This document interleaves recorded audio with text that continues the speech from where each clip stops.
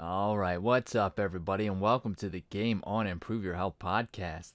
Tonight's episode journey is being guided by your host, Austin J, or hallucinodream, if you know him from the gaming community. And tonight's episode topic is going to be on tools for optimizing your health.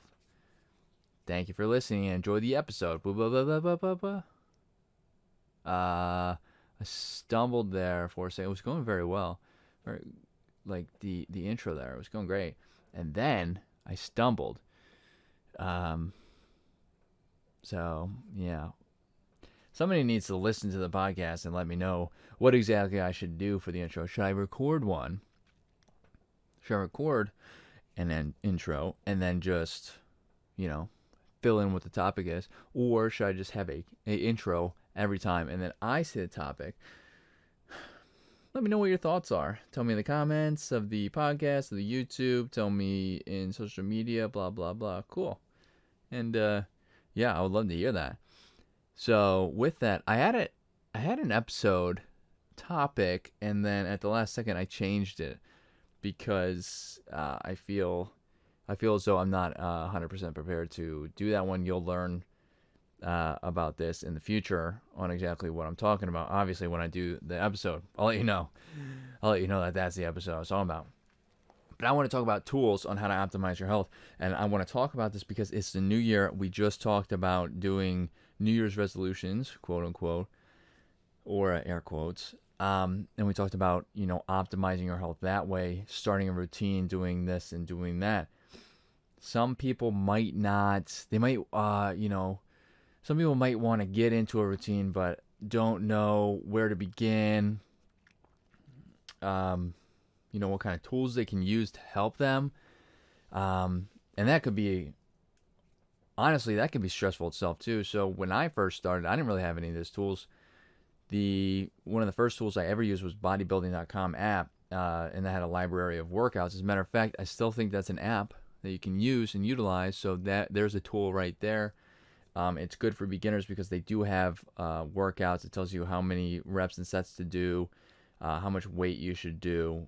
I'm not sure off the top of my head if it tells you how much weight you should do, but generally you'll have an idea of how much weight you should do. You should start, light, right? But that was one of the first tools I used, and I didn't really do anything else after that. Because I did a bunch of research. Like I wanted tools for, like tracking how much food I'm eating and the food that I'm eating and whatnot, right? And we'll get into that. And just doing research was kind of daunting. And I was just like, well, this is going to take, this is just as much work as actually probably utilizing the tool itself. So I was like, I'll just, kind of wing it, right? Write down or in my head how much I'm eating and try to go from there. And then, for sleep, couldn't really find a good sleep tool besides we'll get into this too, like watches and whatnot. No, when you Google that stuff, you get the most expensive stuff, right? And it's just like, well, I don't want to pay that much because what if I don't end up using it that much?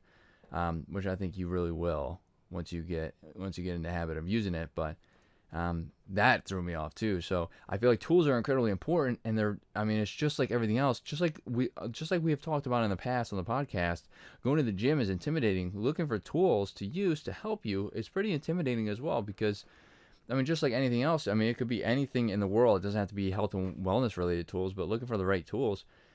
You don't want to get the wrong one, right? You don't want to get one, waste time on it, and end up just being, not good, not ideal for you. So I'd like to talk about this. The first thing I do want to talk about, we're going to backtrack a little bit, is the sleep one, right? So I just got a watch. It's a Garmin watch.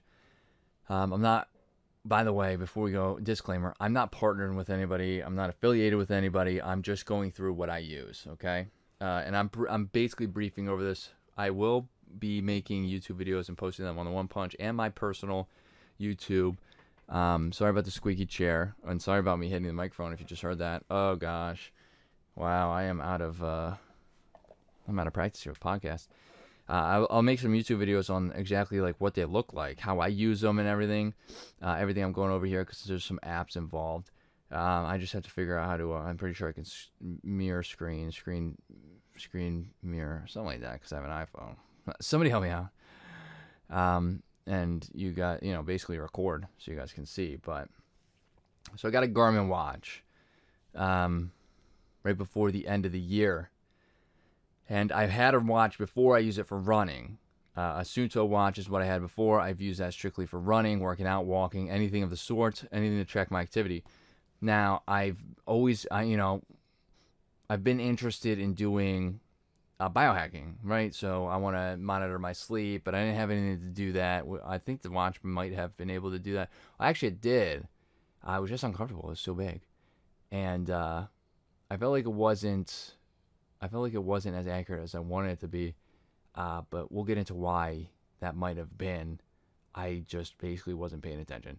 And I wanted, all of my activity tracked, right? My heart rate throughout the day, my resting heart rate, everything of the sort. Like anytime I get spikes in heart rate, and everything that I can possibly track, I want to track. So I got this watch, and it was very nice. Santa brought it, by the way.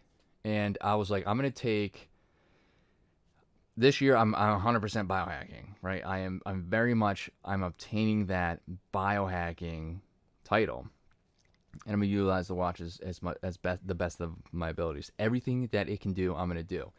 It tracks my sleep. It tracks my pulse oxygen while I'm sleeping. I only have it set to while I'm sleeping, not during the day, because apparently that drains the battery. Did a little bit of research. Drains the battery heavily. It tracks every single one of my steps. I'm using other apps that are linked to it to be able to help track even further what's going on. But I will say the watch is one of the greatest things I've ever acquired. Now, I would have purchased it this year regardless. Like I said, Santa brought it, but I would have purchased it anyway. So I'm not only using it because Santa brought it. I just want to throw it out there. I would have gotten it for sure. There's also a ring that does this called the Aura ring.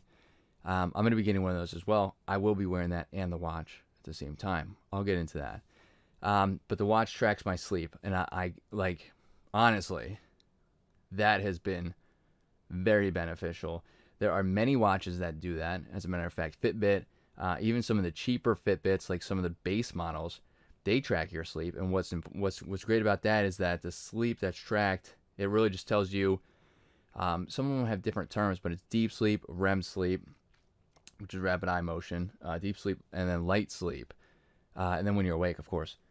It tells you all of that, and there are certain amounts of time that you want to hit in each one of those sleep stages, according to your height, your weight, your age, and activity levels.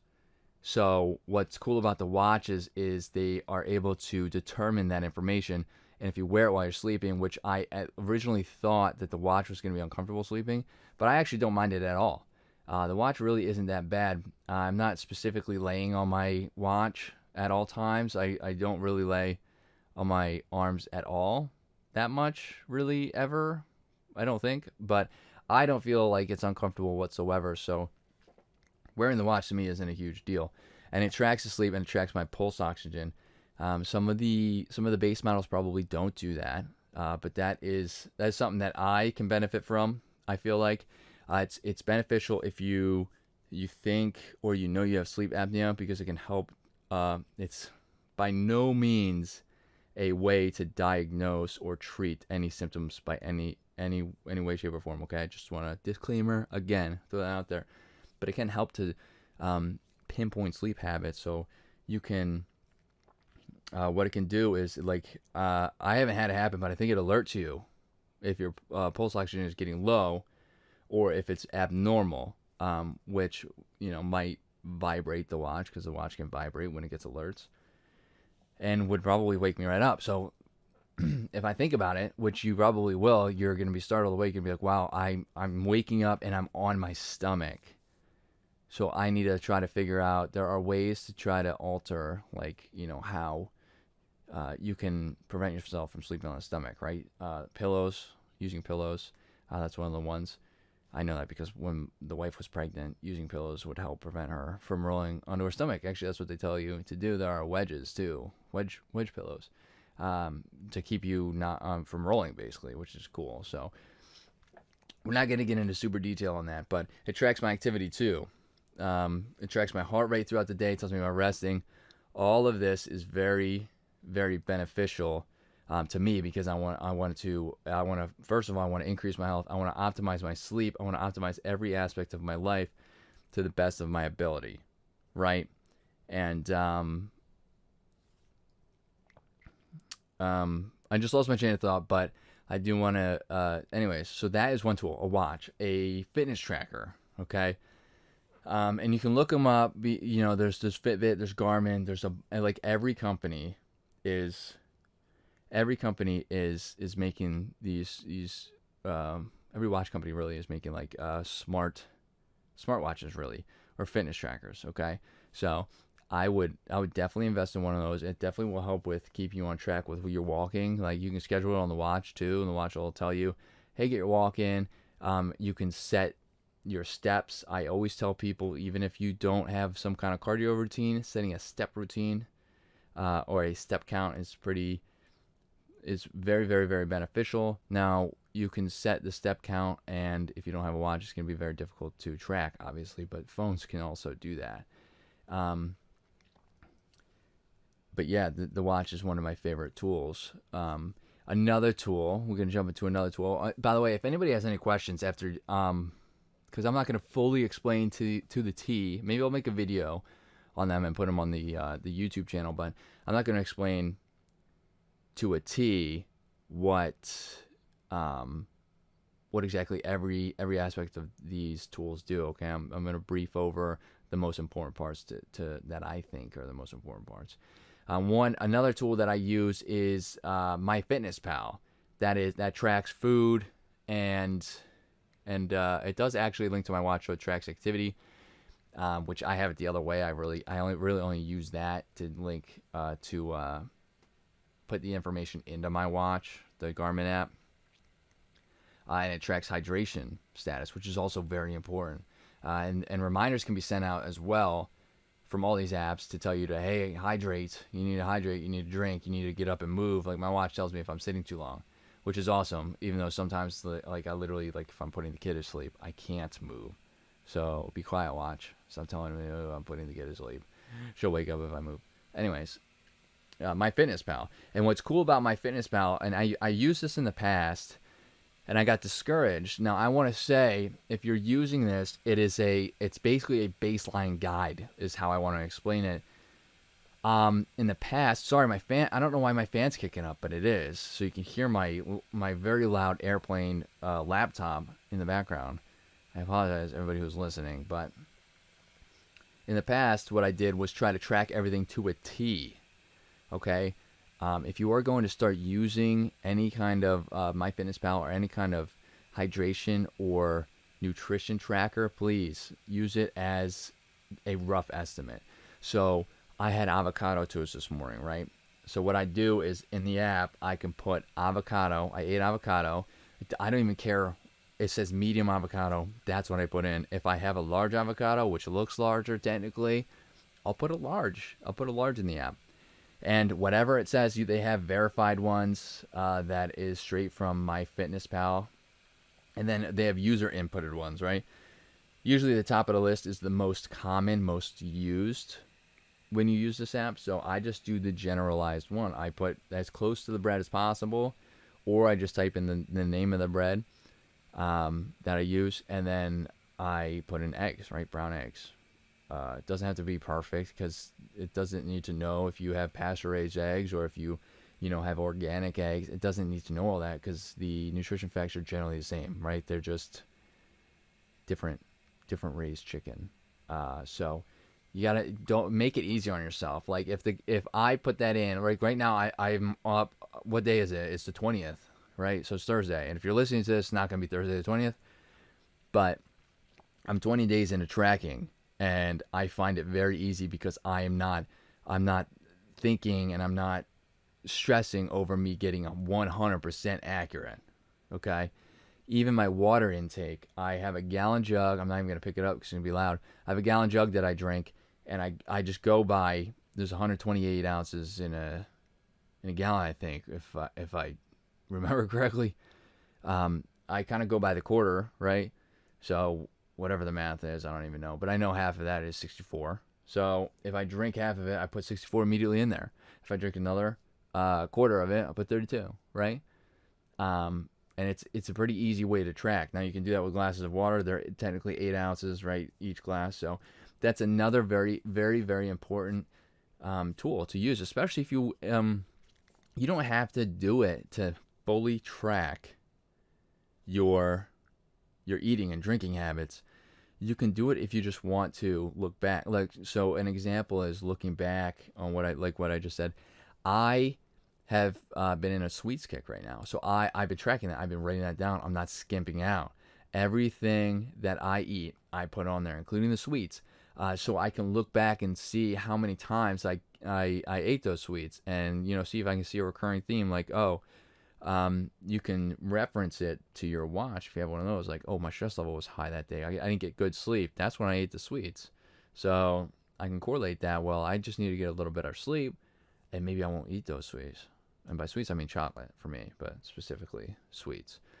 So yeah, I think that's a very, very important tool. Those two tools in general are very important. And I think are very valuable tools to put into your toolbox for your health and wellness journey. Those are two of the tools that I use on a daily basis. Honestly, I'm trying to think of other tools that I use, but I don't really want to drag this out too much. I do want to hear what tools you guys use. Are there any tools that you guys use for your health and wellness journey, for your activity, for your sleep? Is there anything besides a watch and a ring maybe that can help you with your sleep patterns? I'm very interested to hear what everybody has to say. If you have any questions on anything you heard, by all means, message us on any of our social media. You can ask me directly on my social media as well at hallucinodream. I will work on making YouTube videos on those apps so that I could show you exactly what I'm talking about before you go and invest, especially in a watch. If you're interested, but maybe you don't like the app. Although I'm an iPhone user, so if you have Android, it's probably different. And I'll answer any of those questions next week. Maybe if I don't get too many questions, or if I find another tool that I find I use often that for some reason I didn't think about today, I will put it in there. But I am interested. If you have any questions, let us know, and we would love to answer them next week in our follow-up question and answer.